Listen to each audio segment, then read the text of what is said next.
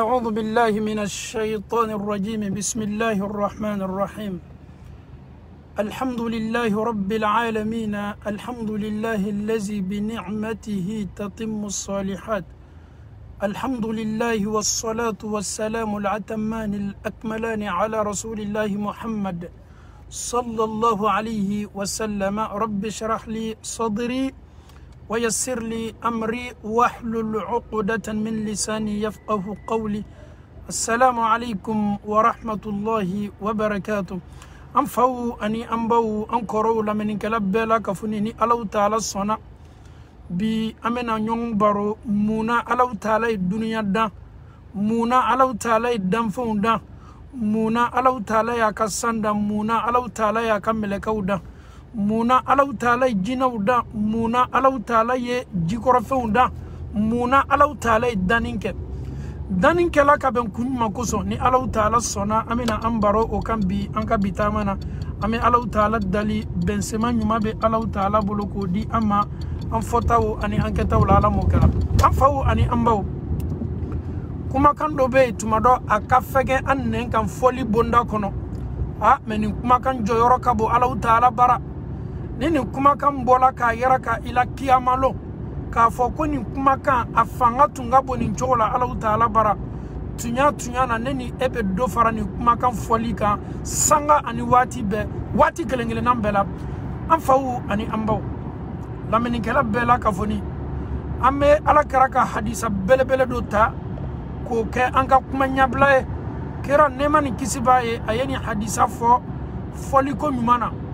aya fo ka ben kiyama kiti dema aya fo kiyama do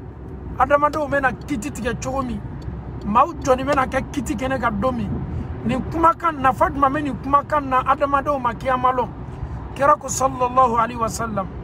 adama do loni meto kiyama kene ka Allah taala be jondo swazi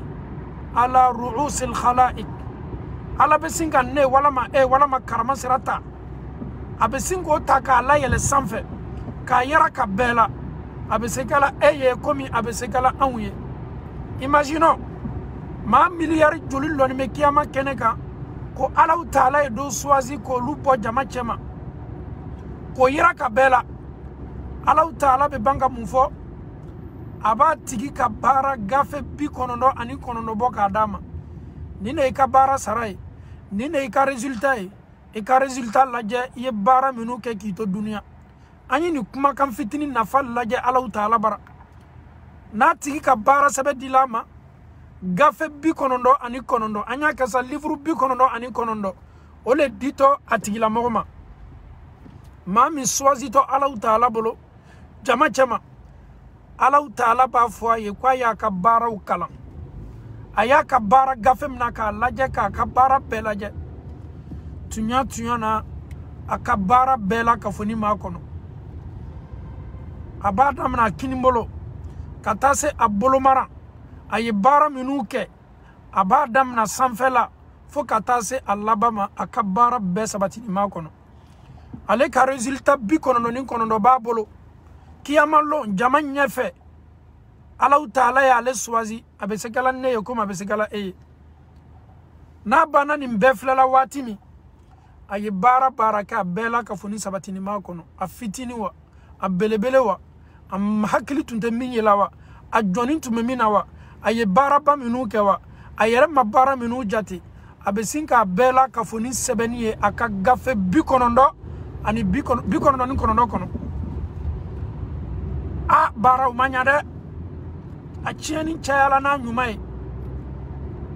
atabe ka dusukasiye Allah taala be singa manyininga o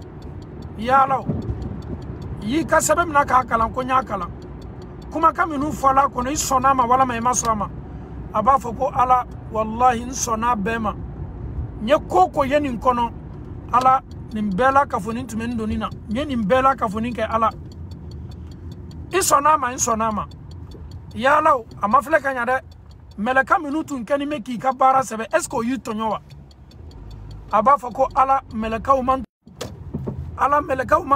meleka umi tonyo.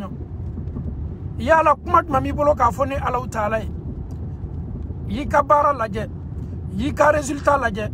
i yɛrɛ fana ko i ka ko fɔ ye ko kɛ k'a bɛɛ la kafoni sabatini b'a kɔnɔ i yɛrɛ tilala sisan k'a fɔ ne Alahu Taala tun kɛni bɛ ka mɛlɛka minnu bila ko k'i kɔrɔsi mɛlɛka min tun kɛni bɛ k'i ka koɲuman sɛbɛ ani min tun kɛni bɛ k'i ka kojugu sɛbɛ a bɛɛ la kafoni ta b'a kɔnɔ i diyana bɛɛ ma mɛlɛkaw min tɔɲɔ mɛlɛkaw man tɔɲɔ ala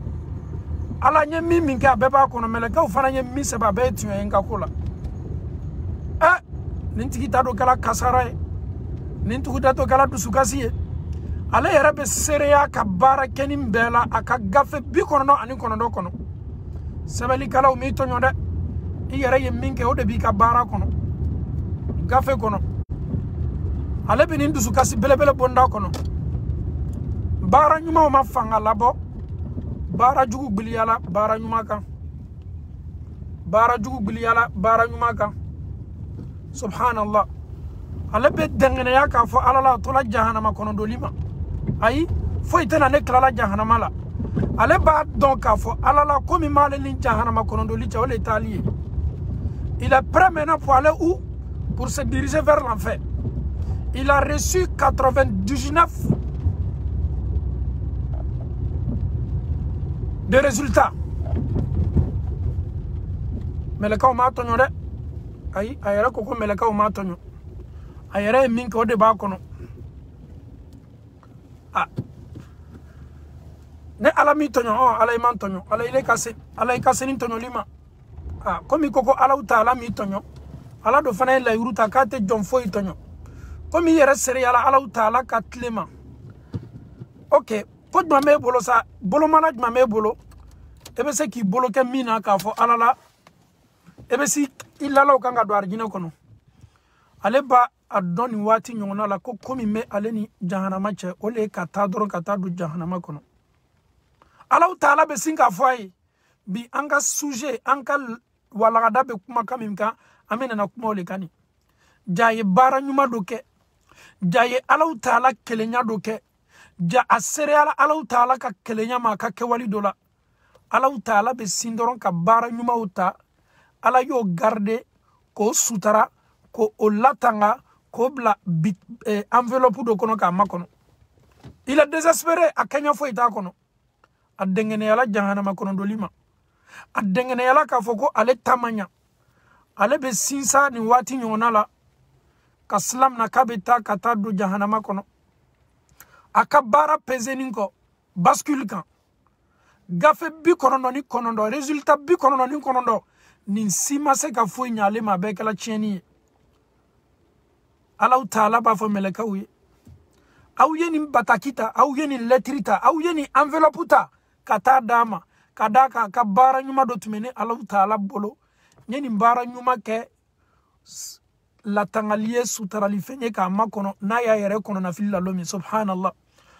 fonisere mansa sanbili mansa masaba masa setigi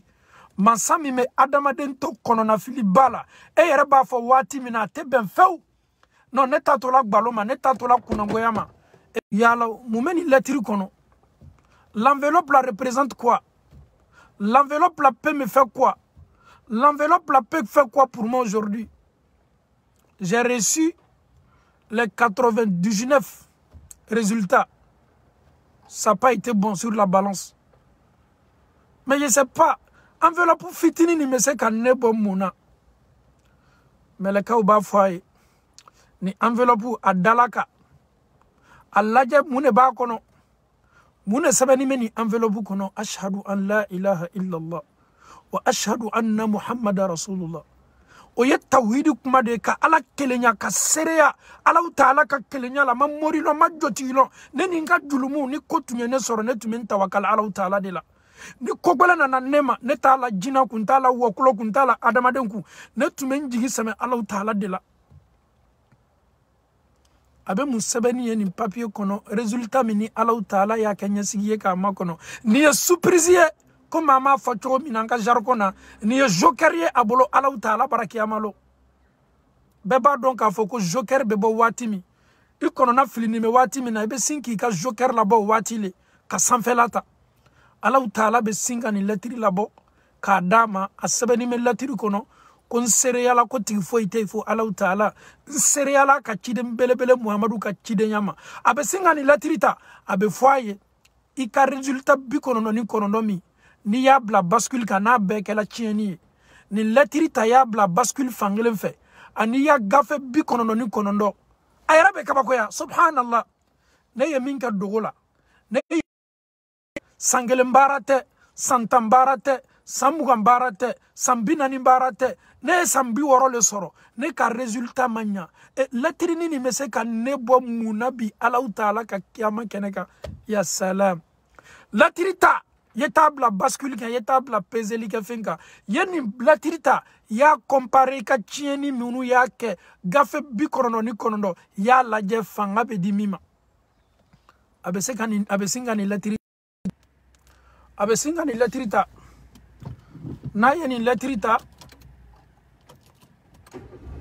na yeni latirita subhanallah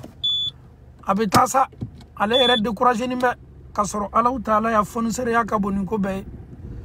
il a découragé. Il s'est dit que peut-être la petite lettre là ne peut rien donner sur la balance. Il est désespéré, découragé. On lui dit prends la lettre avec latrita aka na ye gafe bi kono ni kono la bascule ka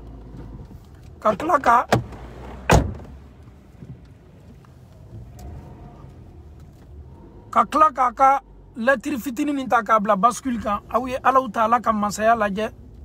aka gafe bi kono ni kono ani lettre ni kelempe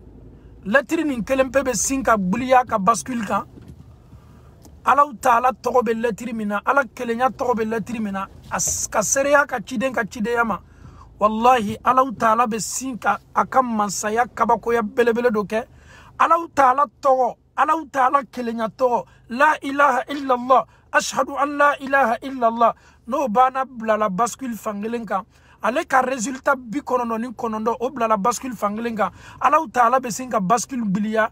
Allah taala telenya togo ni fenfena la ka fola bascule kan abeto Allah taala togolema Allah be sinka hinala Allah be sinka yafama Allah taala be sinka kotokaye Allah be diama Allah be yafama kabe muma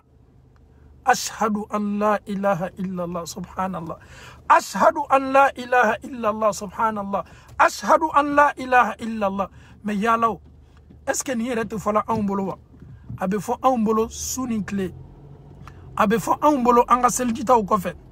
abe fo ambolo anga bara fitini ni anga bara belebele bela abe fo ambolo anga kewali fitini ananga kewali belebele bela abe fo ambolo sanga ni wati bela ka fonina mais est-ce que ay fo ambolo ani akewali anga kewali la est-ce que akewali be anga kewali la wa ashhadu an la ilaha illa Allah ani fem fosi te se comparer la kiyama lom bascule kan na te buliya bascule kan abe buliya bascule kan katme fem bela ka foninka awiye Allah taala ka masaya laje Allah taala be sinka ya fatigila mogoma Allah be koto atigila mogoye Allah be dien atigila mogoma mona parce que ashhadu an la ilaha illa Allah Allah yere ye dunya dan komin koson o fasika fo itala Allah ye dunya dane ay adama don dane bateau de koson. Dieu nous a créés pour un seul but, c'est de l'adorer. En adorant Dieu, on voit quoi? On voit l'unicité de Dieu. Il est unique, il n'a pas d'associé, ni de père, ni de mère, il n'a pas d'enfant. Raison pour laquelle Allah nous a créés. Il t'a créé pour l'adorer, il m'a créé pour l'adorer. En adorant Dieu, il faut avoir l'unicité en toi. Car donc, il faut que masa ala kelem pede akakanga bato kelenya de bonda kono fulana kana kafo Allah taala ka yesereya ka keleyama yesereya ka chide Muhammadu ka sereyama afa uni ambaw ni mawye afo awye ko tawhidu do ba fo ko tawhidi ye munye mame mawla wati be ko tawhidu mena tawhidu de korof yebi tawhidu korode ye ko ka sereya ala ka keleyama tawhidu korode ko ka ala kelempe batu kana flanka fo alama tawhidu korole ka Allah taala ka foni seriya la si Allah taala ma tawhidu korole ne mamma gbaralon Allah taala ko tawhidu korole Allah taala le kabo tawhidu korole Allah taala le joli meni ko be tawhidu korole ni ko isre bada Allah taala ku tawhidu korole ko Allah taala kelenya kakan ka sabati isono meni i joli ani ka kawali kelengele nambela ni ye kisa doye ni kisa ayela ayela ko kabo mais anafa kabo ni nye donan doye aya yera soro voyage la beba donc afoko an ka dina aye lona una doli ko fo anye anya makodo lona una anye lona una do Ibrahim alayhi salam Allah ta'ala kan nabi mabelebele aye lona una do aye meleka ubonya aye kanatigali fembelebele do kanatiga ka doma meleka ma dumininke ale yere kabako yala kasoro adama don tunta meleka do Ibrahim ka lona bonya ko fola anye ni lona ncha na yere soro sodo kono Allah ta'ala kito akam masayala lona ncha ka karfam nanala ni lona ncha sala wallahi lona ncha sala ama safolo slama unana soro abe kalola abe nima karana an fe be slama de an fe bela kafuni limanya mode slama usina ka fama ko ikabana do juya la lona ncha ijija afo la ilaha illa allah muhammadu rasulullah Allah ta'ala ka kelenya kofo inenka. Imaginons, ils n'ont même pas demandé si les musulmans ou bien n'est pas musulman. Mais slama ou kolonan chema kato kalola kato nima karana. Kwa ye la ilaha illallah ufo. Allah ki toa kam masayala. Lonan chak makan laban ke la munye. La ilaha illallah. Muhammad rasulullah. Aye Allah ta'ala kelenya afotala akumakan laban ke la uye.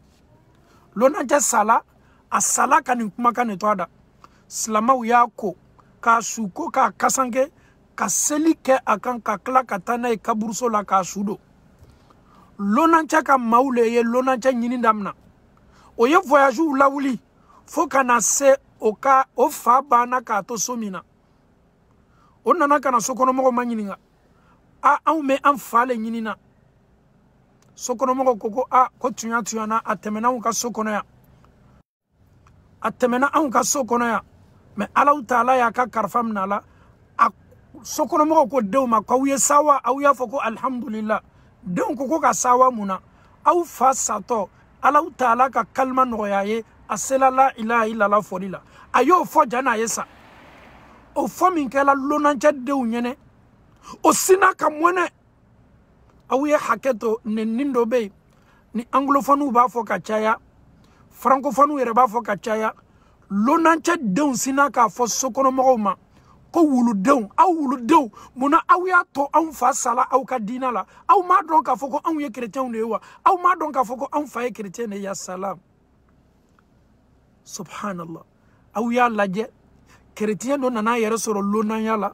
slama ka sokono afa tuto asawati Allah ta'ala sela ka kalma foli noyaye ka beslama u ka timinan diama ani slama minu siginin tuma koro kalola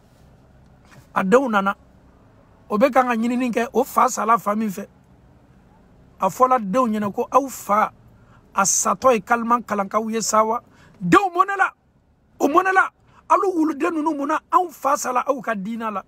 dew kana mone ama mone kumbo dew nyew dususuma ni dew ba don ka foko Allah ta'ala hereke o faye o fa sala ka to fitra minka asala ka to dina minka abe kisi ni kunadia ni arjina soro ninela dew nteni kuma sugu foka nyasi slama ukela hereye deni nunu fama slama ukela sababu nyumaye ninchema ninche sala ka to kunadia bonda kono ninche kuma kan laba kala la ilaha illallah ni dew yerabe salona ka fo aw munu be soro slamayala ka muslamayala ka balo slamayala ka saslamayala ni kuma kante noyala an do ye sayalla fenka mami ya shiban chrétienala o de lanime sayalla fenka ni slama sababu nyumana makani sela noyala ni nkei akumakan laban kala la ilaha illallah kuna dia mamedu koloko kan katmeninka heraj makabo katmeninka an ka belebele ko sallallahu alaihi wasallam man kana akhir kalamuhu la ilaha illallah dakhala aljanna comme mami naka kumakan laba kala ni kumaye sika fo itala bedo arjina kono aw ye chrétien te lage ala ye sono yali kaye ala ye annen kolo ala ye annen nabla ale sela kan kumakan fo. Est-ce que nous pouvons ebena sa fola kanto saya la finka saya be neni esoro kanto bolo jumaka accident wa barana saya lewa Ebeto snola lewa. Abi soro ki to position mana. Joma don ale sato ka to position mana. Ele bese ni kuma kan fola chogodi ki to saya glanka. Ni kuma kan mese noyala ema chogodi. Me awye chrétien che laje ni kuma kan noyala chrétien che maka laninto saya la fenka asela ka ala utala kilenya kofo. Aundo ka chiden sen mamba chide mi makuma kumfe. Anen ka senin galoma. Kuma tume fa bolo ni mbenya maria tume bo ala utala de yoro ni chiden sen mako anye koni mama ka kuma kan laban ke la ilaha illa allah ye kibedo argina kono sika fo itala amfawni ambaw la ilaha illa allah la ilaha illa allah allahumma ij'al akhir kalamina min ad-dunya la ilaha illa allah allahumma li ala utala dali an kuma kan laban domi aw me fara dunya la aw me ba dunya kono ala aw mi li ala utala dali ye an kuma kan laban ke la ilaha illallah kuma kan min islama ya foka lanin to saya glanka I kuma kan laban ke la ye sikatala kadaka an dani man ka cidena Allah taala be kula sonya kiye abe arjina dima kera yero ko le ko dakhala al janna kwa ti barado arjina kono kaba ama foka do to de arabukana ma fo nyama de koni mo min ka kuma laban ke la ilaha illallah ye kwa ti la mo do la arjina kono kaba ame ala taala dali ka an sabati afoli la kan to nyana mayala ame ala taala dali ka klafana ka afoli noya ambeye kan to sayalla fenka ni yadwa wiye be si bolo kala duwa mina allahumma anti ala allahumma ila ala taala allahumma aw mari اجعل آخر كلامنا من الدنيا على أومل على تعالى الدلي أو ما كان لبان كدمي أو مب الدنيا نكونيا لا إله إلا الله man sa foite file Allah Ta'ala ame Allah Ta'ala dali ka kalima noya ambeye saya wati Allah Ta'ala bulu alamo kala hek makani kadi Allah Ta'ala ka sedama ka kelenya dama ka masaya dama ka fonseria dama ka yarale Allah Ta'ala la kwalele dani masai masa foite ni Allah Ta'ala ibara Allah Ta'ala ka masaya di Allah Ta'ala ma masami ya era kofiye ka toko kofiye ka toko fasare iye Allahu la ilaha illa huwa ni male Allah Ta'ala lon kelempelo atoko yere le ko ala al hayyu masami no nyanamaya masalo ate bana kuma te ko kasa Allah Ta'ala be nyanamaya la abe dume nyanamaya la alele be nyanamaya de akaddan foma al qayyum alele joni meni ko be ik denko alale loni menay sanji mi mena alale loni menay harjiga ko alale loni menay Allah Ta'ala le be sebedi alele be adamadem bo kono na filila koko na be labori jonka sangolo kono ani dugukolo koka kewalu la fota la bara la alale joni menini mbela ka foni ni sela ka Allah Ta'ala ka kelenya la segi ama ka tauhiduta wallahi hadisa do be mogo ye tauhiduta kwa te to jahannama kono subhanallah ali kito jahannama kono nasoro tauhidu tumi donina ala kelenya tumi donina itumi ka koda ala ku itumi ala kelene bato awiye flanga fo ya dablada he bodate flanga fo bolo kiyamalo maminu no ye Allah Ta'ala ko foli seria sikatala faveur be Allah Ta'ala bolo kiyamalo ka koye ama Allah Ta'ala dalika ala ya fama ala mo kala an kuma kan laban ka la ilaha illa Allah محمد رسول الله صلى الله عليه وسلم اللهم أرنا الحق حقا وارزقنا اتباعه وأرنا الباطل باطلا وارزقنا اجتنابه اللهم كن لنا ولا تكن علينا اللهم انصر من نصر الدين واخذل من خذل الدين صل سبحان ربك رب العزة عما يصفون والسلام على المرسلين والحمد لله رب العالمين والسلام عليكم ورحمة الله وبركاته.